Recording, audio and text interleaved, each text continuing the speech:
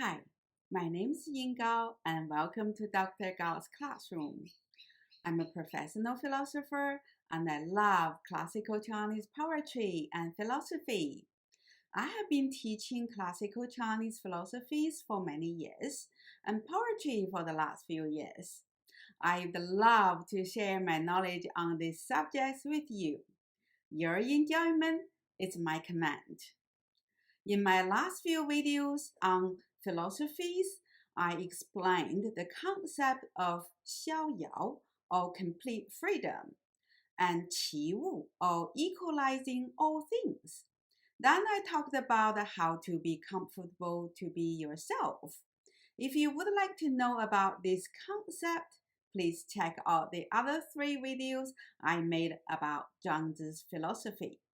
Today, I'm going to continue my talk about Chuang Tzu's philosophy. Specifically, I'm going to talk about a suggestion made by Chuang Tzu about how we could get out of the stressful life that we're facing today.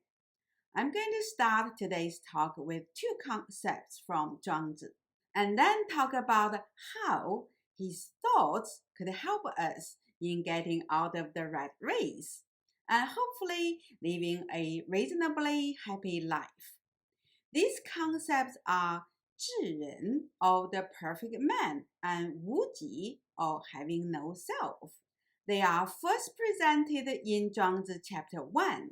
However, there is no detailed discussion on what these concepts involved in chapter 1.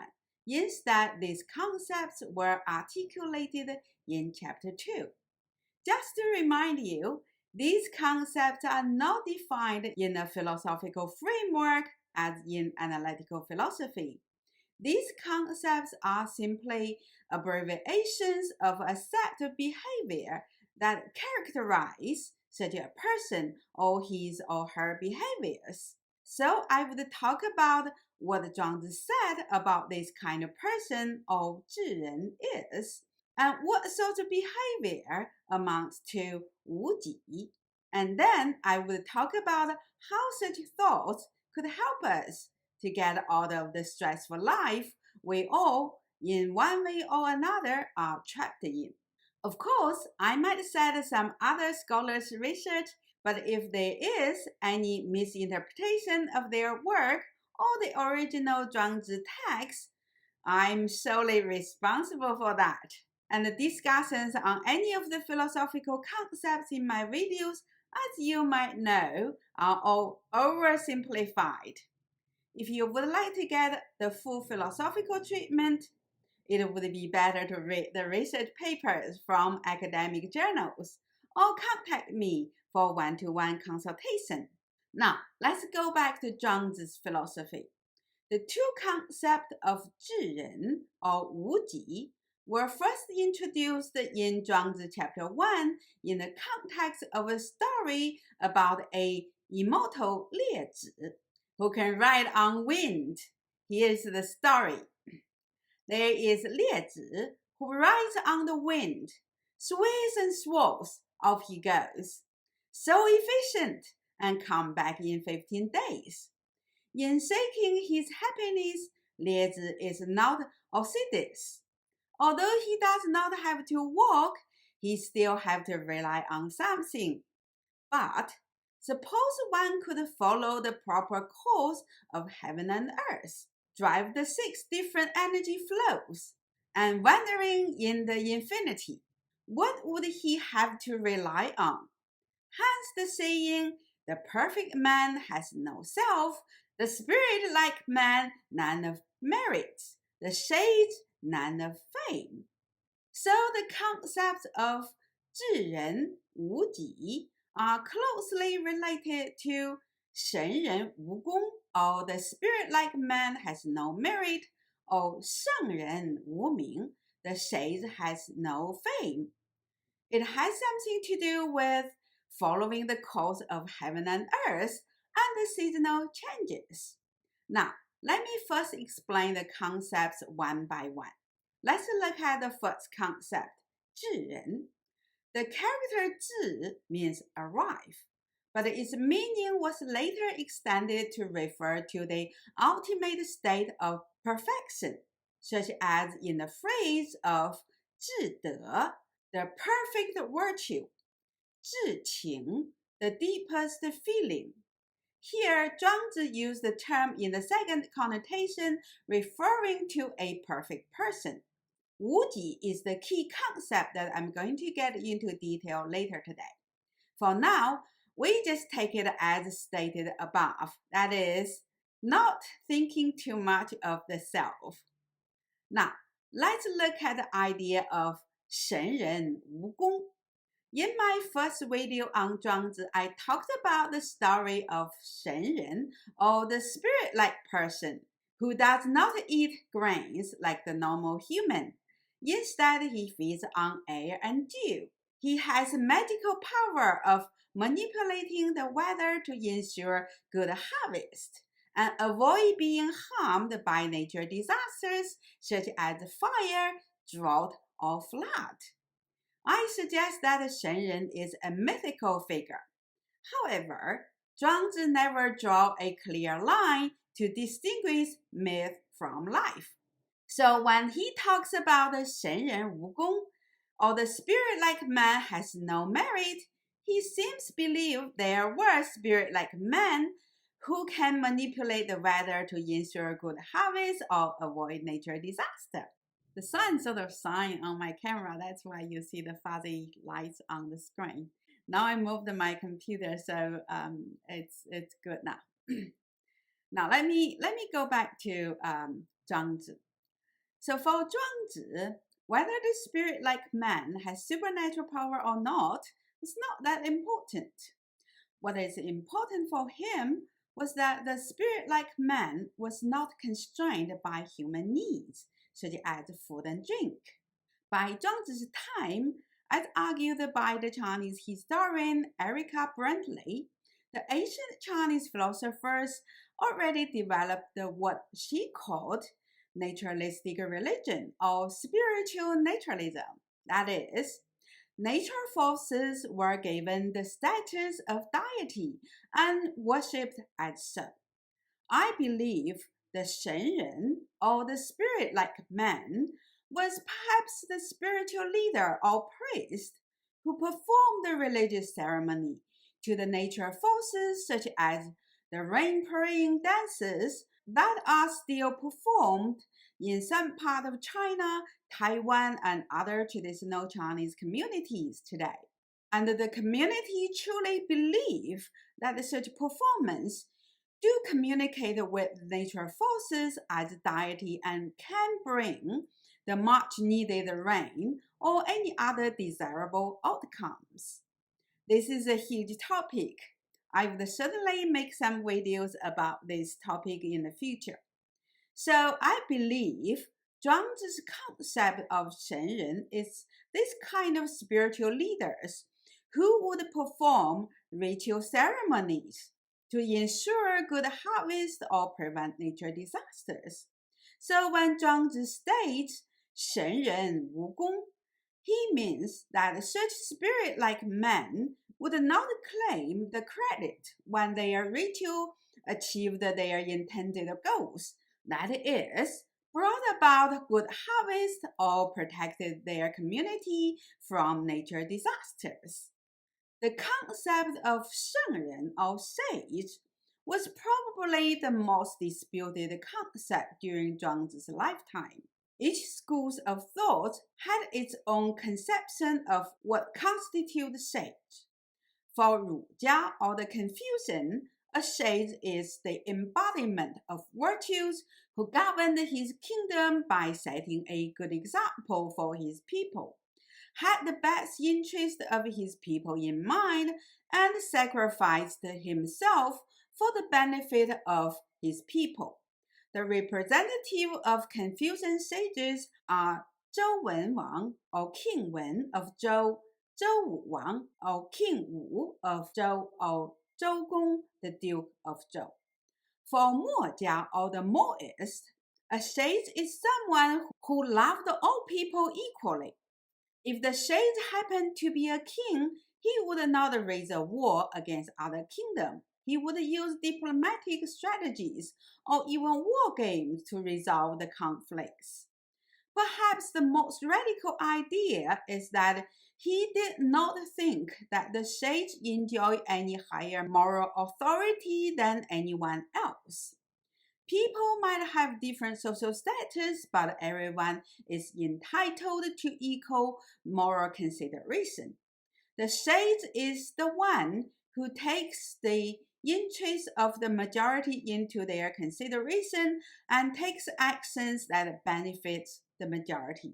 He would also worship the deities who control the natural forces and perform ritual ceremonies along with his people, etc. For a Daoist, a sage is someone who understands how the world works and leaves things alone. Someone who achieves a beneficial result for the people yet does not take credit. A sage works like the water which benefits all things yet do not lord over them.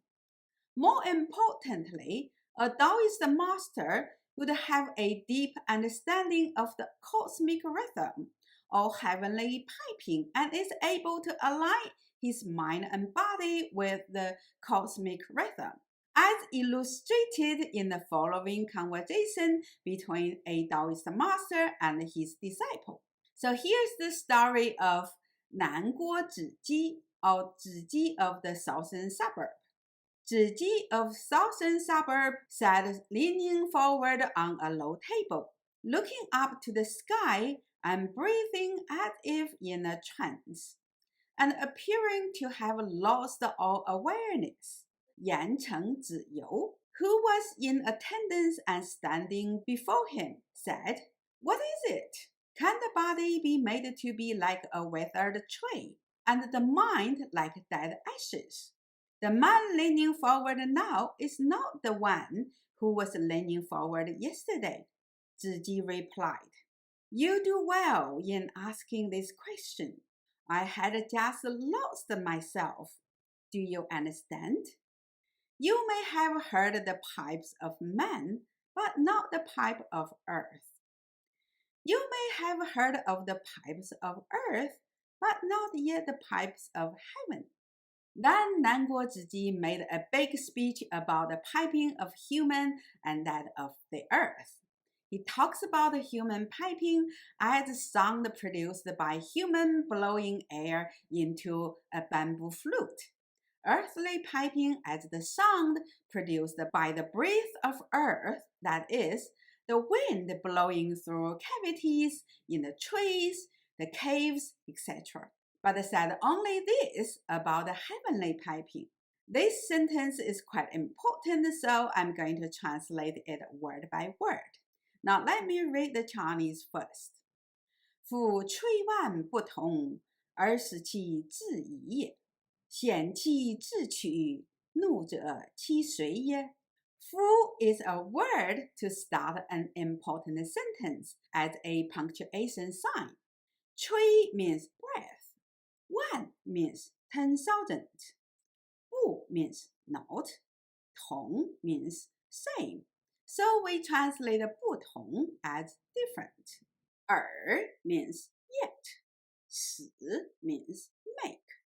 Qi means the. 自 means self. Yi means stop. Ye is the sign for a full stop. Xian means all. Qi means they.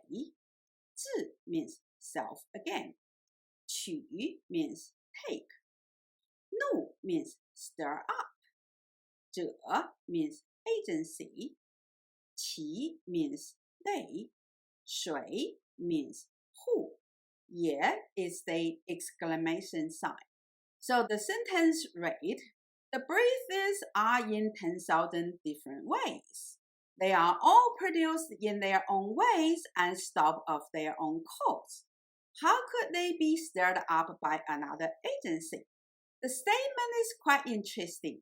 The heavenly piping is certainly different from human piping and earthly piping, because it does not rely on an agent to blow air into cavity to produce sounds.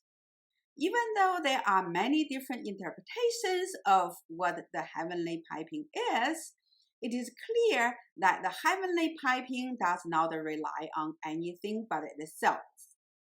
In the Daoist philosophy, the only thing that moves and stops by itself is the Tao, or the capital way, that is, the cosmic rhythm of yin and yang.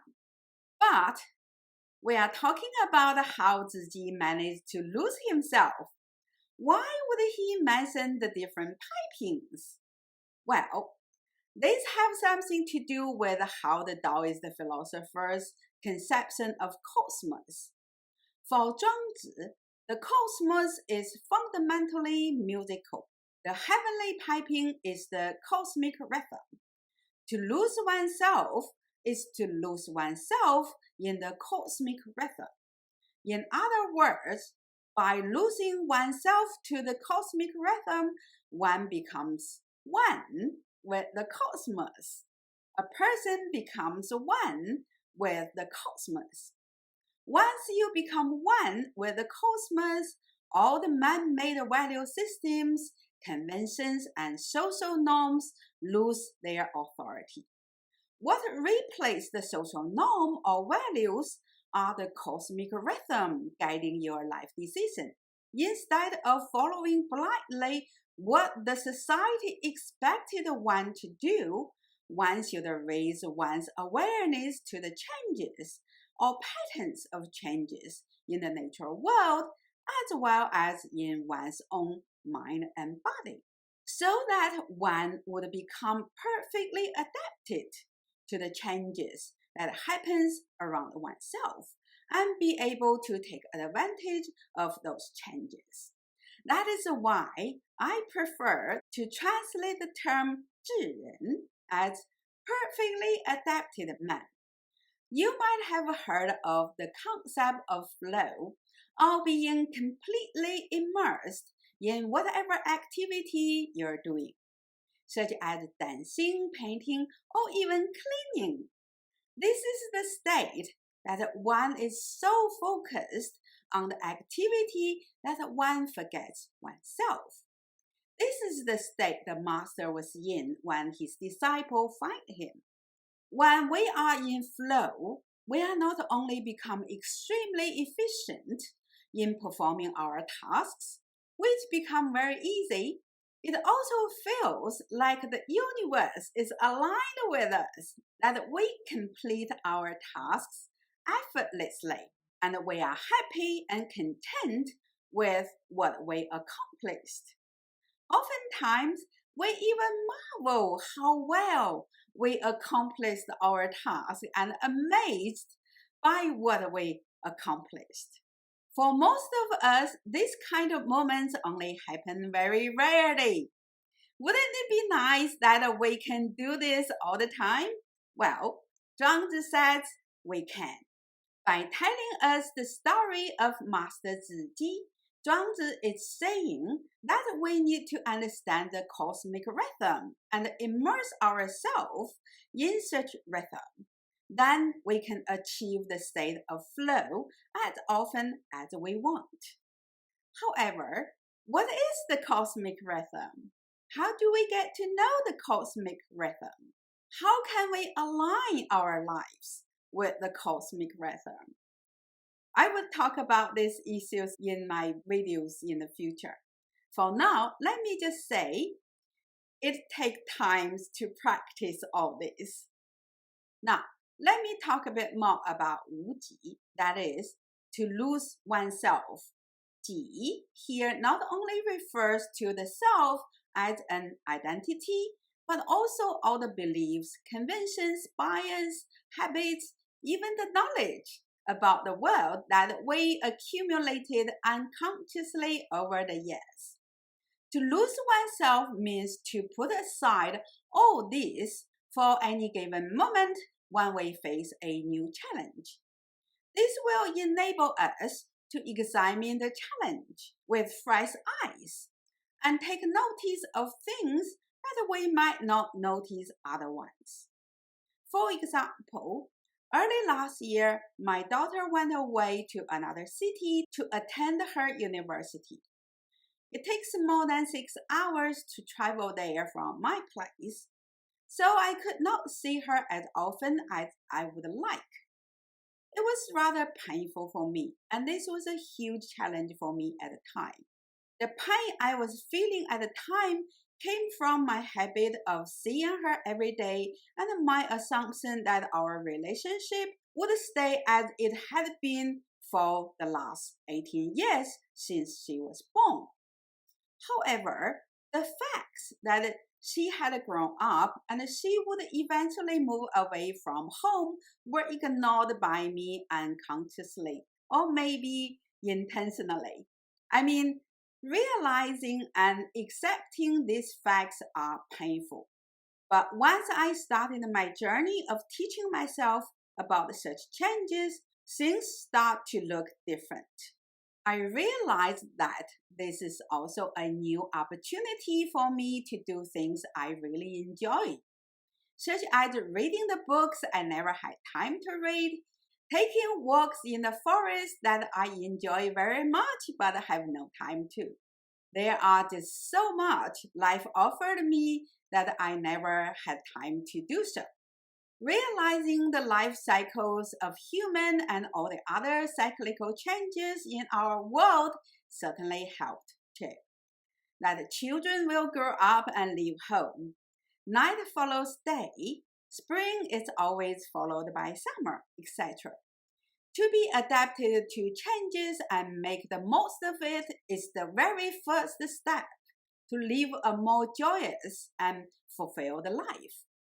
The changes in life might be painful if one could not let go of our habits, conventions, or simply fear of changes. However, if we take up Chuang Tzu's teaching and critically examine our habit, convention, or fear, we would be able to reduce our pain in adapting these changes. This is a very simple yet an important lesson for me. I have accepted that I would not see as much of my daughter from then on, and I have accepted it with delight now. I'm sure you are also experiencing some major changes in your life. Let me know, how do you handle these changes in your life? How do you feel about the changes in your life? Is there any changes in how you feel about the changes over time? Please leave a comment down below. I would love to hear your thoughts about this. In my next video on Chuang Tzu's philosophy, I'm going to talk about what Chuang Tzu means by heavenly piping and cosmic rhythm, and how can we align our lives with such cosmic rhythm and live a happy and fulfilled life. If you're new to my channel, please check out my other videos on classical Chinese poetry, philosophies, or medical literature. If you like the content of these videos, please click the like button and subscribe my channel. I also offer one-to-one online lessons on this subject. So if you would like to read the original text, please contact me. Here's my email address. Otherwise, thanks for viewing my video, and I'll see you next time.